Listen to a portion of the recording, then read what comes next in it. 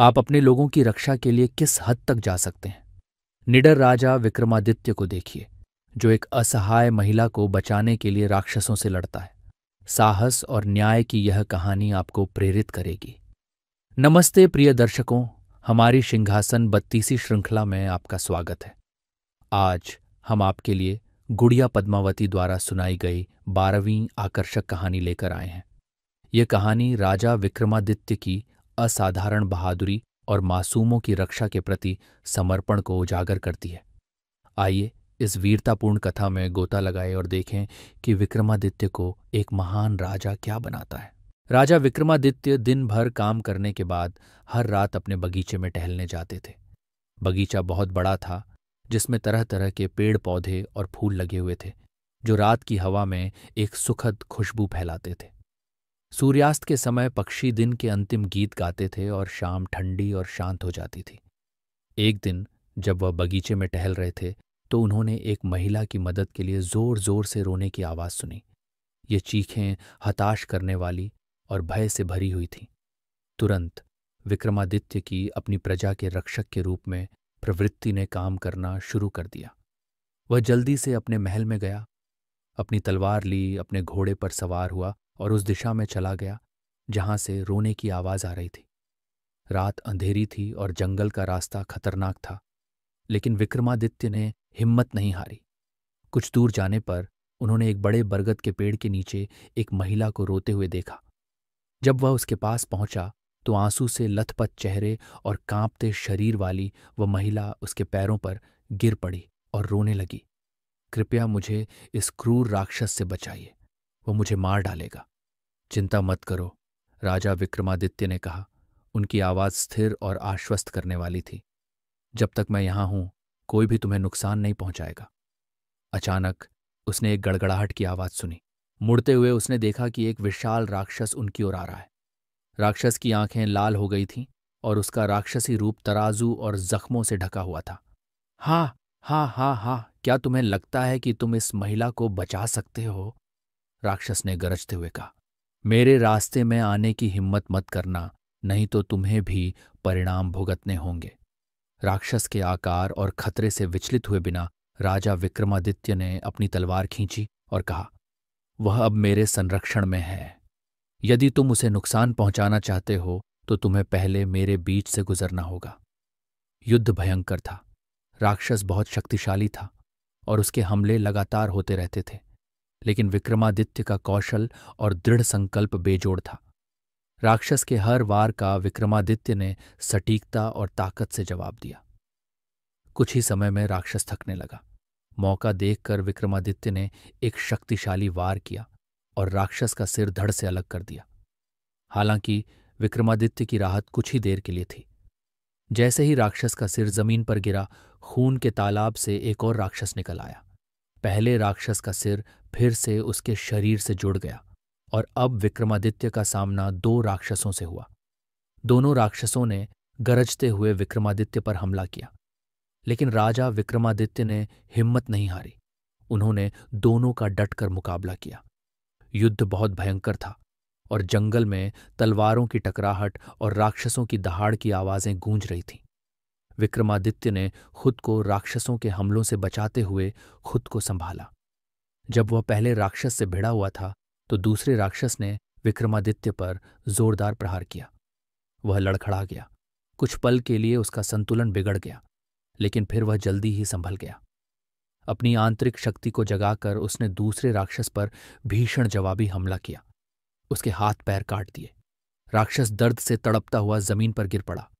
दूसरे राक्षस को अशक्त देखकर पहला राक्षस अब सावधान होकर अंधेरे में भाग गया।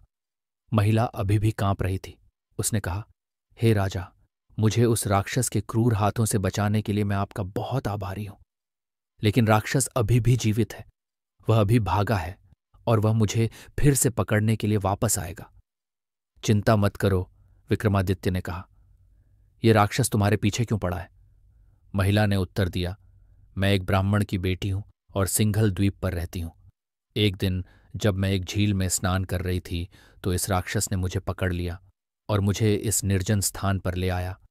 वह मुझसे विवाह करना चाहता है, लेकिन मैंने मना कर दिया है और इसीलिए वह मुझे अपना निर्णय बदलने के लिए मजबूर कर रहा है।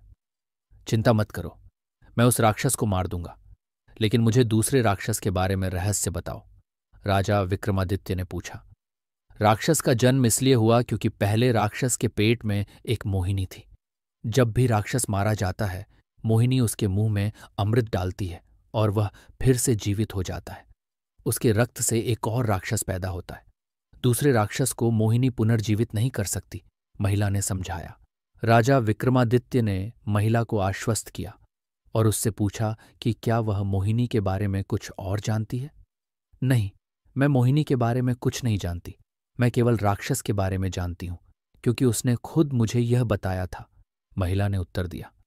चिंता मत करो, मैं उसका इंतजार करूंगा और जब वह आएगा तो मैं उसे मार डालूंगा, विक्रमादित्य ने दृढ़ निश्चय के साथ कहा। विक्रमादित्य आराम करने के लिए एक पेड़ के नीचे बैठ गए। उनकी इंद्रियां राक्षस के किसी भी संकेत के लिए सतर्क थीं। अचानक एक शेर ने उन पर हमला कर दिया। विक्रमादित्य ने जल्दी से शेर को काबू में कर लिया और जैसे ही वह जमीन पर गिरा, वह वापस उसी राक्षस में बदल गया जिससे उसने पहले लड़ाई की थी। युद्ध फिर से शुरू हो गया। विक्रमादित्य ने उस स्त्री की बात याद करके राक्षस को पूरी तरह से नष्ट करने का अवसर ढूंढने पर ध्यान केंद्रित किया। उसने पूरी शक्ति से युद्ध किया और मौका पाकर राक्षस को मार गिराया और उसका पेट फाड़ दिया। जैसे ही उसने ऐसा किया, मोहिनी प्रकट हुई और राक्षस के लिए अमृत लाने के लिए दौड़ी। बिना समय गंवाए विक्रमादित्य ने अपने बेतालों को बुलाया और उन्हें मोहिनी को पकड़ने का आदेश दिया। बेतालों ने तेजी से मोहिनी को पकड़ लिया और विक्रमादित्य के पास ले आए। राक्षस के परास्त होने और मोहिनी के पकड़े जाने के बाद वह स्त्री आखिरकार सुरक्षित हो गई। विक्रमादित्य ने मोहिनी की ओर मुड़कर पूछा, तुम कौन हो? राजा, मैं कभी भगवान शिव की शिष्या थी। एक दिन मैंने उनकी आज्ञा का उल्लंघन किया। क्रोध में आकर उन्होंने मुझे मोहिनी बनने का श्राप दे दिया और मुझे इस राक्षस को दे दिया। अब जब तुमने राक्षस को मार दिया है तो तुम मेरे स्वामी हो, मोहिनी ने उत्तर दिया।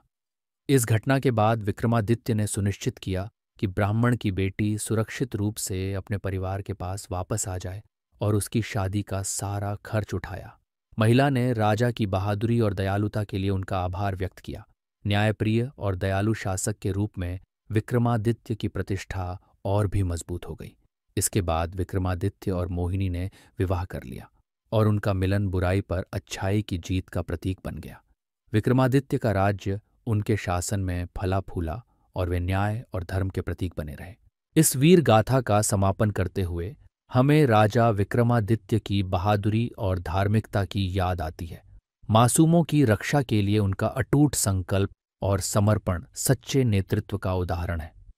हमारे पिछले प्रश्न का सही उत्तर देने के लिए मिस चाहत राज को विशेष धन्यवाद। सही उत्तर मां काली था। बधाई हो चाहत, आपका समर्पण और ज्ञान हमारे समुदाय को और मजबूत बनाता है। भाग लेते रहें। अब आज के प्रश्न के लिए, उस पहाड़ी का नाम क्या है जहां राजा विक्रमादित्य वायुदेव को आमंत्रित करने जाते हैं? हमारे अगले वीडियो में शामिल होने के अवसर के लिए अपना उत्तर कमेंट्स में दें। देखने के लिए धन्यवाद। अगर आपको ये कहानी पसंद आई है तो कृपया वीडियो को लाइक करें, इसे अपने दोस्तों के साथ साझा करें और हिंदू पौराणिक कथाओं और इतिहास की और भी आकर्षक कहानियों के लिए हमारे चैनल को सब्सक्राइब करें। सिंहासन बत्तीसी की अगली आकर्षक कहानी के लिए बने रहें। नमस्ते।